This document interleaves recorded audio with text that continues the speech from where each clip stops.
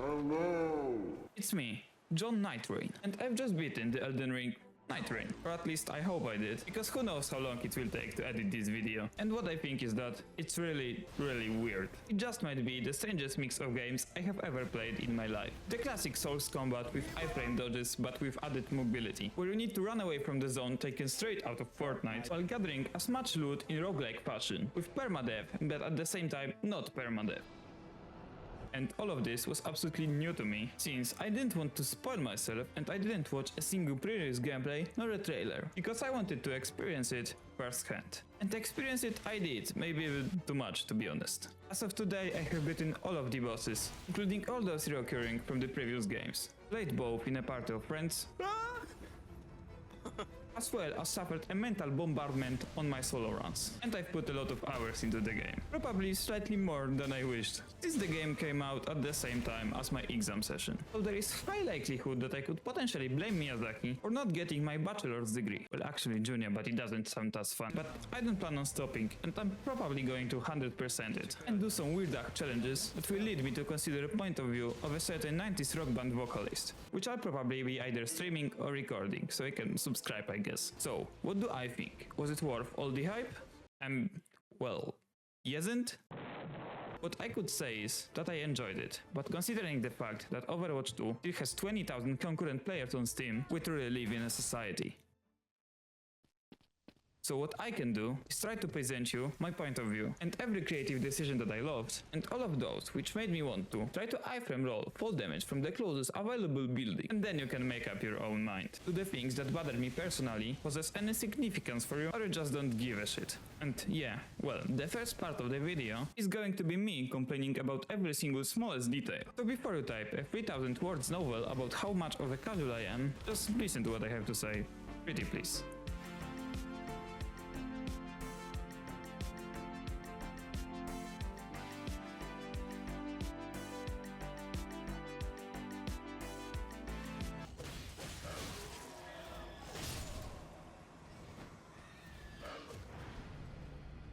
So let's just start with me saying that this game is not for everyone, even more than other From Software games. And not even because the game was supposed to be played with so-called friends, and they didn't even have the common courtesy to include them in the packaging. But it all depends on what kind of player you are. Let me put it that way. Have you ever watched Elden Ring bingo when some people absolutely break the game apart? Have you watched a god run when an incredibly devoted maniac does the unthinkable? Have you played the game on level 1, tried min-maxing your build, or are you just autistic?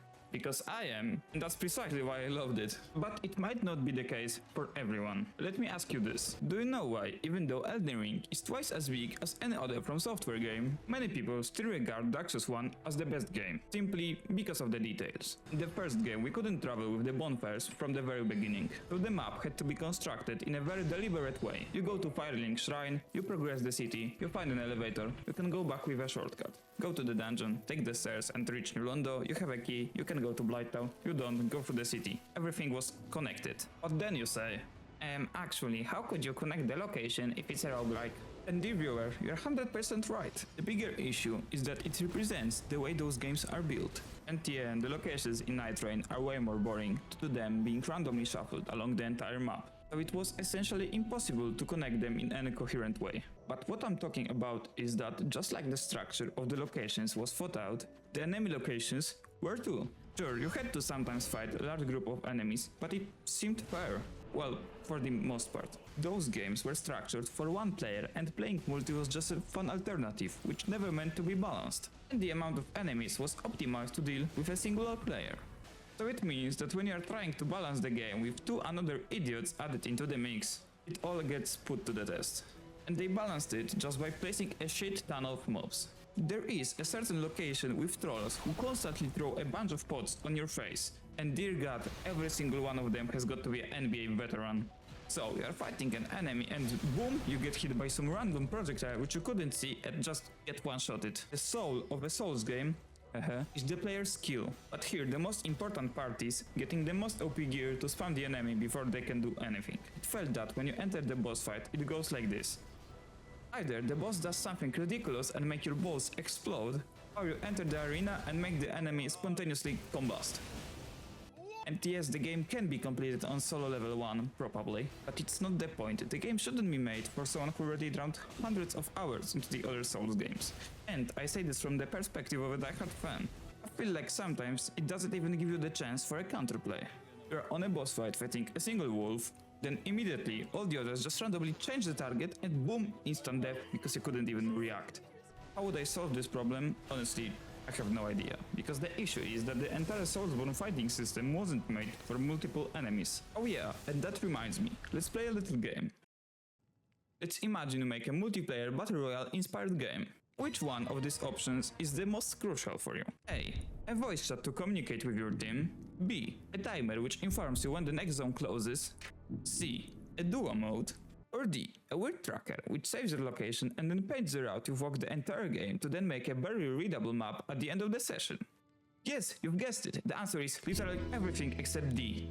And you can probably guess which one was implemented to the game.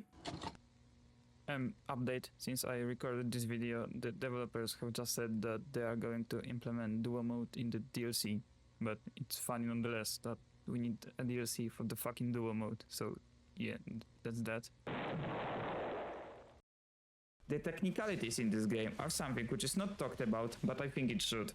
Dark Souls games never have been really user-friendly in terms of any multiplayer functions, which was never an issue before they made an actual multiplayer title. And I don't even mean the fact that a large part of player base just can't play the game because some Nvidia graphic card just cause the game to randomly freeze for 10 seconds every few minutes, and there isn't even any fix, you just need to pray they do something with it. What I mean is, how could you make a battle royale inspired game with a closing zone and do not include a fucking zone timer? 90% of our interactions went like, bro, let's do the castle boss, we don't have time. Fuck you mean no time, the last zone barely closed. Flawless. Then we drop the boss, quarter of its health, and then proceed to get mauled by Storm. Was it poor planning on our part? Well, yes, obviously, but how were we supposed to plan it? Even if we know how much on average an encounter takes, are we supposed to count every second in the heat of the battle? And there is actually one game which does it perfectly. A multiplayer roguelike with different classes, which focuses on battling multiple enemies and bosses while constantly racing against time, and gathering various upgrades to get stronger as quickly as you can while outrunning the rain. Of course, I mean the 1997 Blade Runner game, Risk of Rain 2. Obviously I meant Risk of Rain 2. In this game you have a timer in the upper right side of the screen, which as it goes up, the difficulty slowly increases. This forces you to constantly make hard decisions based on the time left. Should I go ahead and gather additional gold to open the chest so I can finish the first boss faster, or finish the first boss, gain gold from it and open the chest? Or skip the chest entirely to loot on later stages so I can get better loot but take more risk. In Nightreign, it's more of a guessing game than planning. It would be way better if you could just adapt to a timer. Does it make the game easier? Well, yeah, the same way that holding the controller with your hands instead of your feet makes it easier. But is it more enjoyable? 100%. And it's not the only issue. You embark on this solo adventure but you want to quickly reset the run? Sure, just open options, navigate, exit to main menu. Accept. Look at the Bandai Namco logo, then From Software. Accept terms of service, wait for the game to verify your data. Click continue, look at the loading screen, and voila, you're in the run table. A quick process, right? I can't think of another roguelike without reset the run option. And what if you want to do a character remembrance quest? You need to go to the book and choose the quest, but only one player can have it active. And you can't queue with the other randoms, or at least it's really difficult to find them. Which means that you need to go with a full party of friends and only one of them can have a remembrance active and the rest can't progress their quest? Even though the quest is just one additional encounter, so they do not contradict each other at all. Well, they are different endings, but it only applies to the final mission. Honestly, I can't stress how idiotic this decision is. The game encourages you to do the quest because it's pretty much the only place where there is some kind of story, and also the personal quests give you the most powerful items in the game, like the ability that literally makes Wilder's Hook have a follow-up attack, decreases cooldown and lights the weapon on fire. And some of the quests had tasked us to do a certain boss, and even though we are playing different characters, and we both had a quest that needed to kill the same boss, only one of us could do it, because we couldn't both have the quests active. I can't stress how stupid this is. Oh my fucking god. There is not a single logical answer that could explain this shit to me. Because it makes you just not want to do any of the quests. Well, unless you decided to go solo. And yet, speak of the devil, you're probably wondering how fun is playing this game as an average Reddit user. Well, let me ask you something.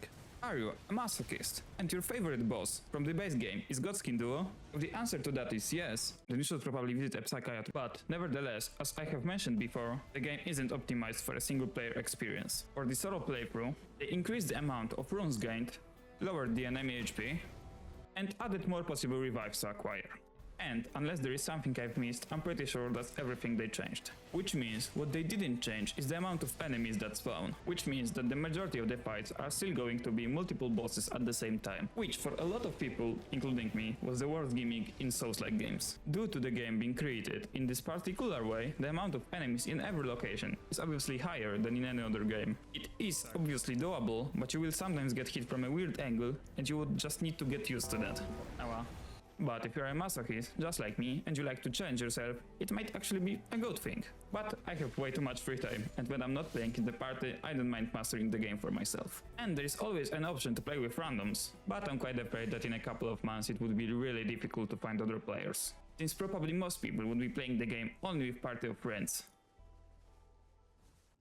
So, you have heard me complaining about every single smallest detail there is about this game, so you can probably guess what I already think. Yeah, I absolutely loved it. And why was I complaining for half of the video? Basically for the same reason. Even though I really enjoyed it, I can still see that it has a lot of flaws. And I want the franchise to grow. And I'm 100% into the idea of From Software expanding and trying different things. But fucking hell, $40 for this? Okay, all of you who has said skill issue approximately 21 times along the course of this video, now we can sit back, relax, and listen how I finally praise the game for its qualities.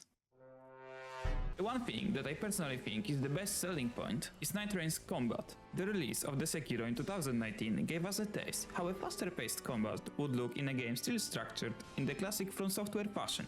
But one of the biggest issues in the game was that it didn't leave as much freedom as the others in the franchise. Next, we got Elden Ring, which essentially took the best things out of Dark Souls combat, which was cool, but no way close to what we got in Sekiro. And here, Nightreign comes into play. The combat in this game is my favorite out of any From Software game. Even though I loved Sekiro, I still preferred the classical formula. And here, not only you are essentially given the wall jump and sprint taken straight out of Sekiro, but the addition of 8 playable characters takes it to another level. Every single Night Void is different and is played in completely different way. You have character with parry straight out of Sekiro, a mage who takes the elemental power out of the enemies to combine it for the big boom, ADHD Bloodborne character with multiple dashes, and so on and so on. And every single hero alters the way you would play the game. Irona is proficient with bows and gives your team additional loot. Executor is real good as frontline and DPS, but it relies heavy on players' ability to power the attacks, which surprisingly works really good in this setting. Recluse is really squishy and heavy loot dependent, but with the right items she's an absolute beast. And using your abilities with your teammates is absolutely crucial. Recluse increases dealt damage, Irona shoots a literal nuke, and the Duchess repeats all the damage. In theory, because mostly what happens is you turn around for 2 seconds and the entire team lays on the ground, begging to be smacked back to life. And playing with the aforementioned team is an absolute blast. The absolute fear of one of the players being targeted by the entire arena is so fucking funny. Currently, I have over 70 hours in the game and I highly doubt it will end there, because I for sure will beat the final boss with every single character on a solo playthrough. And you'll probably see it on this channel, so subscribe to see me lose my sanity. And 90% of the bosses being recycled has a good side. The knowledge I gathered while playing Elden Ring helped with choosing the proper path mid-run. I did not feel any repetitiveness during the gameplay, even though the randomization is minimal. The biggest deal were the random events that happened to the map, just like Crater or Rot Forest, although some were clearly superior to the others, because going to the crater was essentially a must-have every single time it appears on the run. And consecutive playthroughs were more fun because of the proper game planning. Go to the tower, get the loot, check the enemies in the castle, rolls with pods, well we don't do that, check vendors, discover the bosses so we can determine which one to fight first, beat the night boss, gather the rest of the flasks, you know the drill. And after every single run, or by doing special quests, the game awards with relics, which are essentially a permanent power-ups that save between the rounds, and can be equipped in the run table. They can range from just passive stats to adding entire new movesets to the characters. And some of them can be really broken and change the way you play certain Nightfarers. Although we all know that the main purpose of them is to irritate your party, because you can decide which one to pick for half an hour. Which is a good thing I guess, because the game really encourages you to try different builds. or by completing certain remembrances, or just acquiring the in-game currency, you can buy some really nostalgic outfits. Which yeah, I know that the skins are hardly a selling point for the game, but running as the art areas in the Elden Ring setting wasn't on my bucket list. But I guess it really should have been. And yeah, this game has a lot of references to previous games. And by references, I mean the bosses that are straight taken out from the other titles. The game even includes some content from the FromSoft's Unwanted Child. And for the fellow Souls enjoyer as myself, all of those references didn't feel like a recycled content, but more like a wink towards the longtime fans. Although sad that there is only 6 of them, because I could easily think of a couple that could replace some of the constantly recurring bosses mid-run. But the end of the round bosses are surely not repetitive. There are 8 Night Lords you face at the end of every round. Honestly, it's almost a shame they weren't created for the sake of the regular Souls games, because their designs are very good. Although I despise some of them, every single boss is different and has some gimmick, which makes all the fights feel unique. And the addition of a weakness is a good way to make sure that players will optimize every single run differently. And Caligo is probably the best dragon boss from Software has ever created. Okay, well, maybe in top 3. And the cholesterol boss honestly might be one of my favorite bosses ever. I don't want to spoil anything about the fight or the ending, so you can experience it yourself if you decide to buy the game. And yeah, should you buy it? Well, even though it's certainly not without flaws, I do not regret spending $40 on it. But it is completely understandable if for some people the game is just a recycle fest. So, if for some reason you bought the game for your friend's birthday and then guilt trip another friend to buy it too, and in addition you're a Souls game fan, then 100% go ahead, you'll have a blast. If you're a Souls game fan but you don't have any friends, well then maybe you should just wait for the price to go down. And then just buy it on sale. Unless you're truly into the combat system and don't mind the really tuned up, sometimes even unfair difficulty, even in comparison to the other titles. Then maybe you'll enjoy it. And if you beat Elden Ring once, said, yeah, cool game, and you're wondering if you'll enjoy it alone as much as you did Elden Ring, well, let me save you some time. You'll most likely hate it. But at the end of the day, I'm just some random dumbass that tries to tell you what you would like and not like. You could be a long-time fan, but the lack of new content before the third night could be a deal breaker. Or maybe you didn't play no Elden Ring before, but you love Nightreign. Well, the only way to find out is to try, I guess. And Steam offers you a refund if you played less than 2 hours. So if you want to check it for yourself anyway, go ahead. And if you'll be among those who'll stay longer, then please subscribe, because I will most likely be pumping out way more Nightreign content. Well, unless I failed this year.